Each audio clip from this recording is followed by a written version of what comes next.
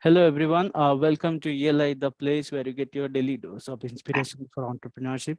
And today we have with us Piyush Jain, who is the founder of Phocket, which is a platform for instant short-term personal loans. Hi, Piyush. Welcome to ELI. Hi Priya, glad to be on your platform. I would request Uh, you to introduce yourself to our audience. yeah, so as you have said, I am founder and CEO of Phocket. So we are a digital lending startup. We started around 5 years back, just to serve the underserved population of the country. That was our whole agenda. Mhm. So I'm a chartered accountant and MBA from IFT Delhi. Have around 10 years of experience in digital lending, compliances, business finance. So I started my career with Ernst and Young, and then I did internship in investment banking in Goldman Sachs, and then worked with Flipkart. Thereafter, I joined a NBFC by the name of DRP Financial Services. It's a Delhi-based NBFC, and during the course of the journey, we felt a need that the digital is the next big thing. So 2018, we started this platform called Phocket, and so it's been 5 years now, and I have been fully involved in this platform from day one. And just to give you an idea that what we do at Pocket. So Pocket is a platform. We are trying to address the cash crunch that people face. So basically, if you are a salaried employee, then by mid or end of the month, you start facing a cash crunch. Mhm. Everything revolves around your salary date, your expenses, your everything is planned according to your salary date. And everybody who is most of the people who are salaried start to face a sort of a cash crunch. So we came up with an idea that there should be a app which is as friendly as possible, that people can just log into the app, fill certain information, and then they are able to get the money instantly. Mhm. And that was the vision that with which we started. And the idea came during the course when we were working with different enterprises, and we were facing a similar situation. So three of us, me, Sumit, and Mohit. Sumit is CMO of the company, and Mohit is the CTO of the company. We came together and started this company. Mhm. And just to give you an idea, how do we evaluate the customer? So basically, as most of the customer that come to our platform are thin file customer, that they do not have any credit history, or Mhm. even if they have credit history, it's kind of a negative, a low credit score kind of a person. So we primarily cater to a no credit or low credit sort of a customer profile. So looking at the traditional data sources doesn't work for us. So we go beyond that. We take decision on the basis of a proprietary algorithm that we have developed in house. We called it as a PH score. So it take data point from alternative sources like telecom data, mobile data, Mhm. uh, uh, credit bureau trade lines, spending patterns, and multiple more data points, location analysis, and arrive at a score. And if a user is able to meet our bare minimum score, we give a loan offer to that person. And what we have observed is by adopting this alternative data sources approach, we have been able to profitably serve the kind of a subprime customer segment. And we have been able to underwrite and give loan to more people than a traditional bank would do, and have been able to do it at a good scale. And the process is that we do have tie-up with a lot of corporates, and we also do a lot of digital acquisition in form of running Google, Facebook ads, uh, uh, doing working with digital aggregators like InMobi, Bazaar, Bank Bazaars of the world, Mhm. and we try to get customer to our platform, and we have web-based journey, Android app journey, iOS app journey, and Mhm. all three options are available. A user can just come to our platform. It's a completely consent-based environment. Whatever information user gives us consent for, we only take that information and are able to do credit underwriting on the basis of those informations only. Mhm. And the approval process is very instant on the basis of the AIML model that we have developed in-house under the guidance of our CTO Mohit, and it has improved over the course of last 5 years. The 5 year back model was a very basic model, but over the course of our learning, we have also faced COVID. We have also faced scenarios of job losses and all those kind of the situation, and our model has been adapted keeping in mind all those scenarios, and have been giving us good results. Got it. And so yeah.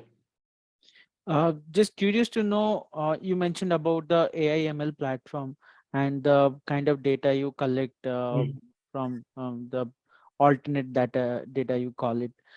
Just wanted to understand how does it work? How do you calculate a alternate credit score, if you will, or um, basis on what factors do you decide whether to give a loan to a person or not?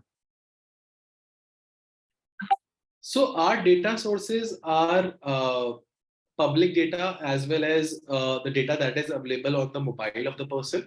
So we get access to the credit bureau, not the score, but the trade lines of the user. What has been his past historical credit history with respect to his previous loans. We get access to the transactional data in terms of his salary credit, his EMI obligation. Is he defaulting on particular loan? What kind of transactional SMSs? And there is a kind of a model that we have built on that. Mhm, We also have data with respect to the apps that a person has on his phone.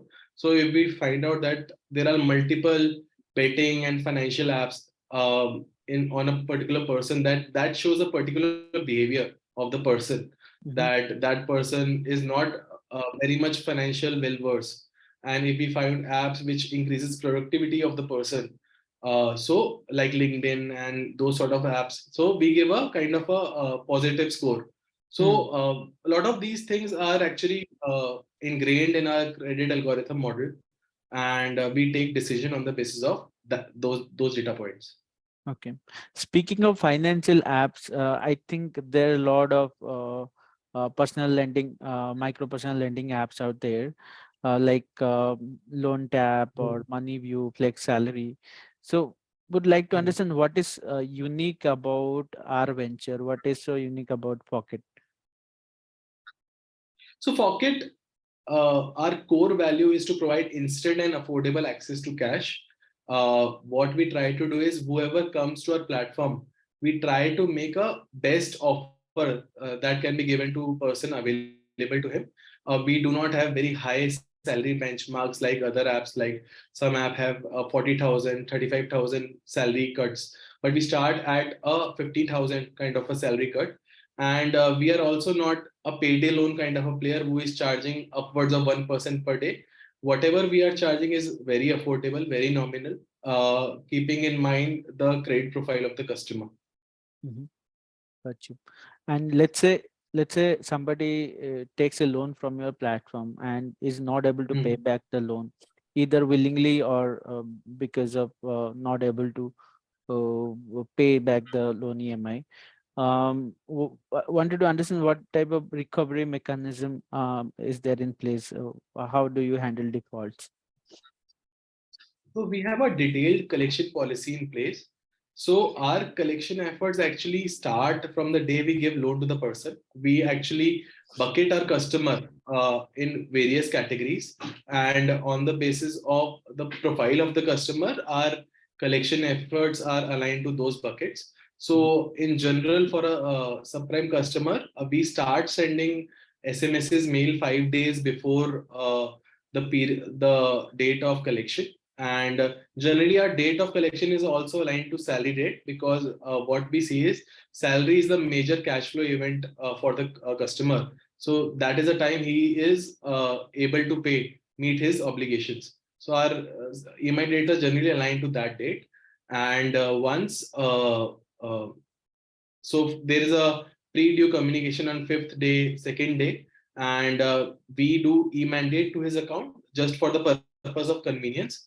And if a person for some reason is not able to meet his liability on his salary date, we actually try to reach out to the customer, first of all in form of digital communication, just trying to understand what is the reason. Is there is a delay in salary? Is there is a job loss?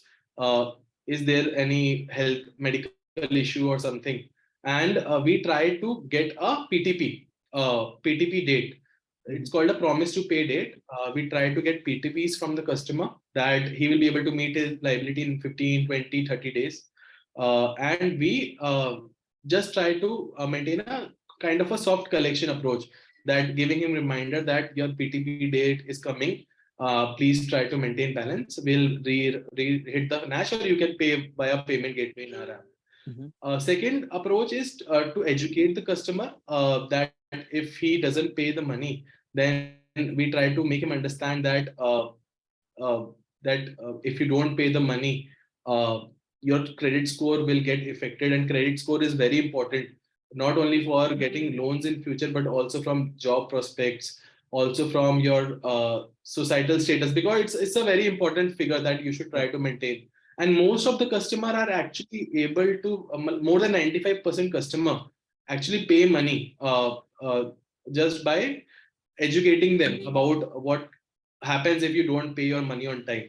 So we Mhm. have a very good educative material that we keep on sending to our customer to make sure that they pay on time. We also try to bring certain offers also, that if you pay your money, then we will whatever Nash phone charges that we are collecting, we will waive them off.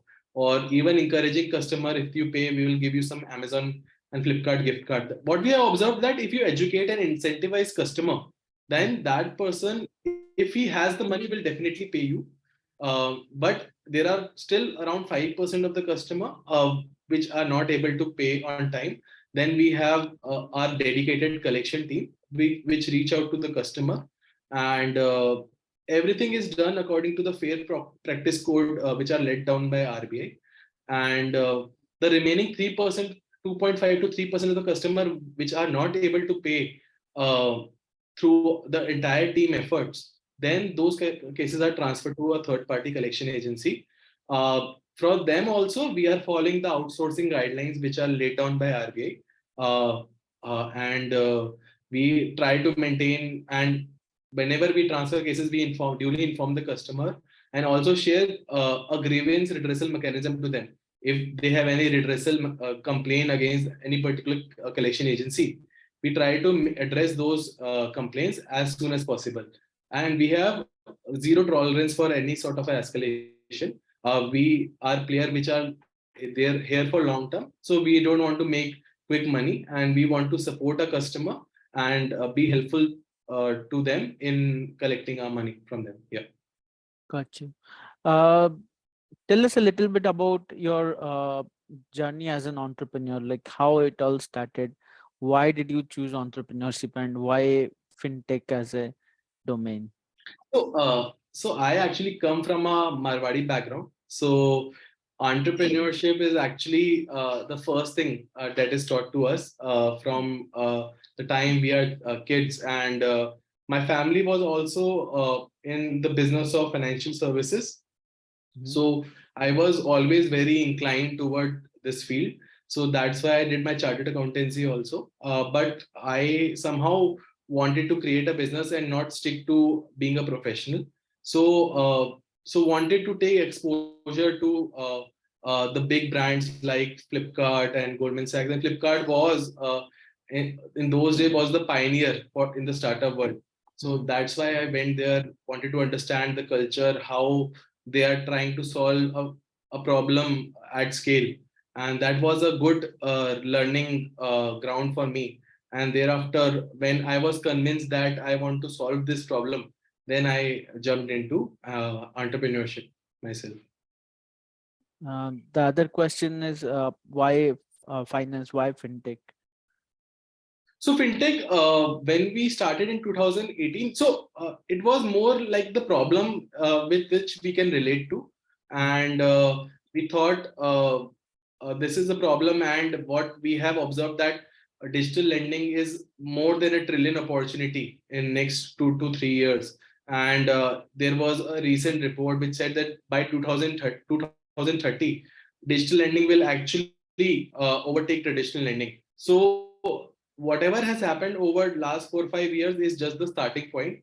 Mhm. Industry is witnessing a healthy growth rate, and this industry is here to stay and will continue to grow in future. Got you. And when you started, how did you go about finding the co-founders and building a team? How did you raise the first round of funding, or was it, if it was bootstrapped, how do you arrange the funds? Yeah. So Sumit, who's the CMO, was actually my first cousin. So I was actually just interacting with him that I have this idea in mind of providing loan via mobile app. And at that time, there were only 2 to 3 players which had started. And Sumit and Mohit were already doing one venture at that point of time Mhm. that didn't scale as expected. So we already had a ready tech team in place. So we all three then decided that we will start this business, and thereafter we build team in all department, be it credit, collections, business development, marketing, customer service, technology. And initially, for first 2 years, our business was bootstrapped. In 2020, we raised an angel round from a family house based out of Delhi, and currently also talks are on for a Series A for us. Got you. What are some of the challenges that you have faced so far while building and growing this venture?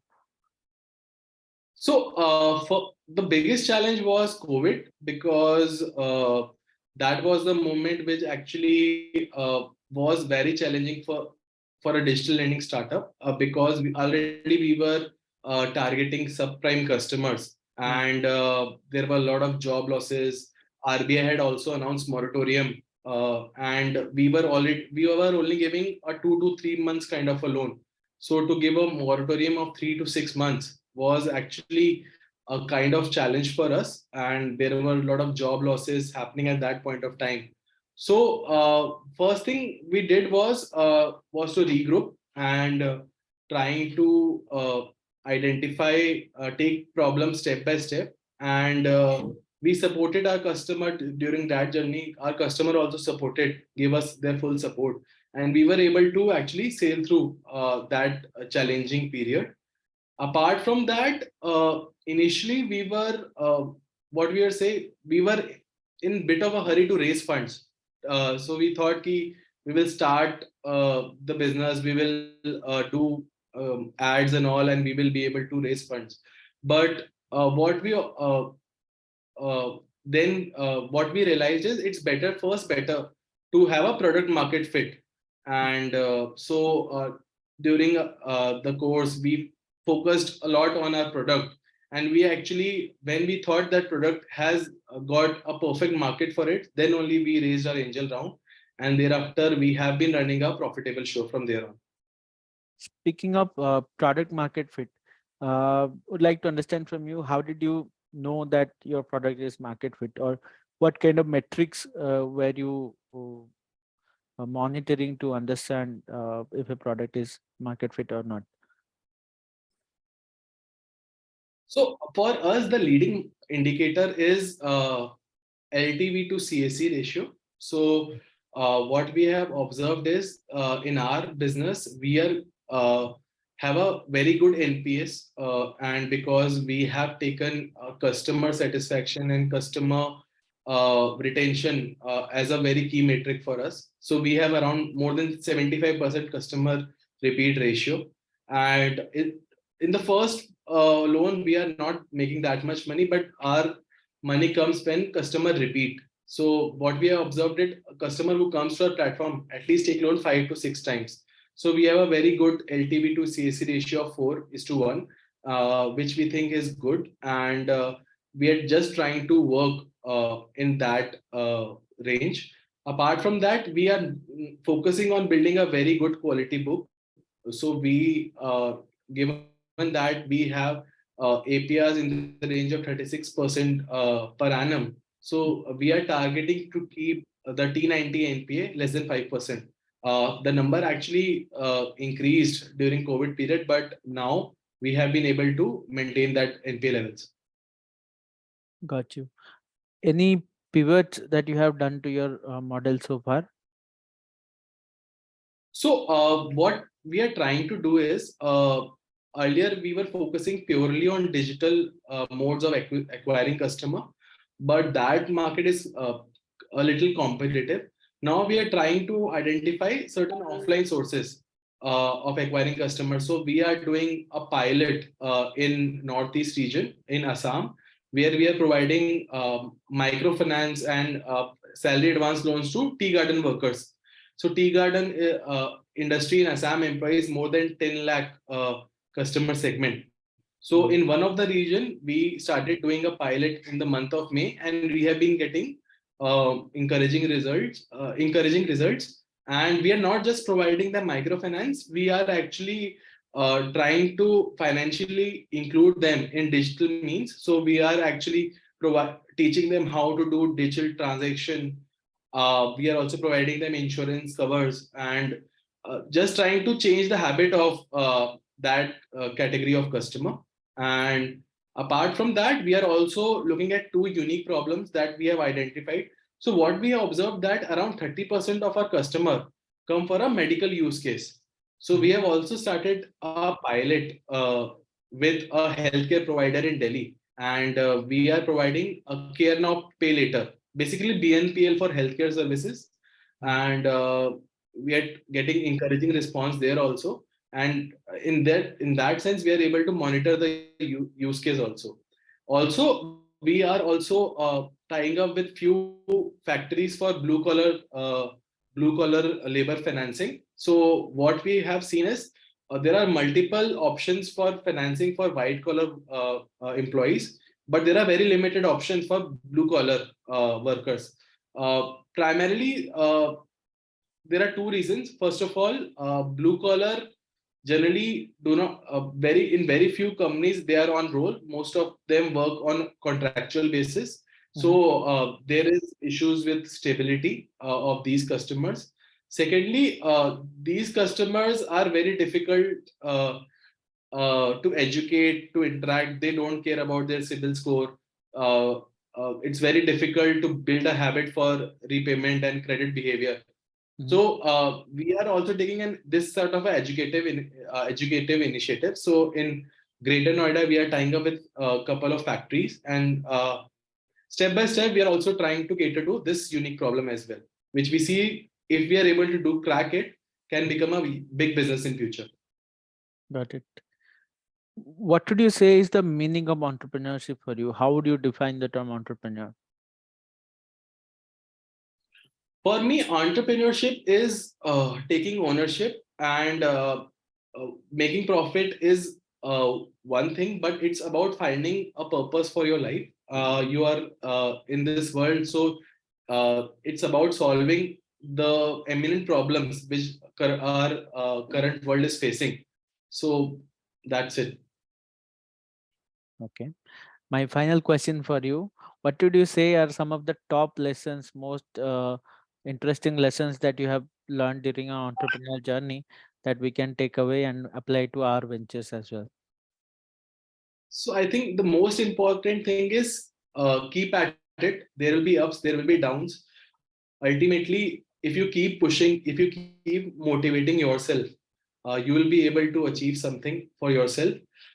You need to have that attitude. You need to have that perseverance. That there will be situation that you will think that why I'm doing it, I should go back to a corporate job, can earn handsome salary. But most, if you are able to push yourself and yourself hard and continue to persevere, you will be able to find something valuable for yourself. And ultimately, you will analyze that you will be making much more money and you will be much more satisfied than in any corporate job. At the same time, I would say that entrepreneurship is not for everyone. You should first see that what are your priorities, And if you're jumping for entrepreneurship, at least have certain savings for yourself, because there might be time that your idea may not work. So you should always have some sort of a saving, some sort of a fallback kind of a thing, that you are not risking everything for a particular uh,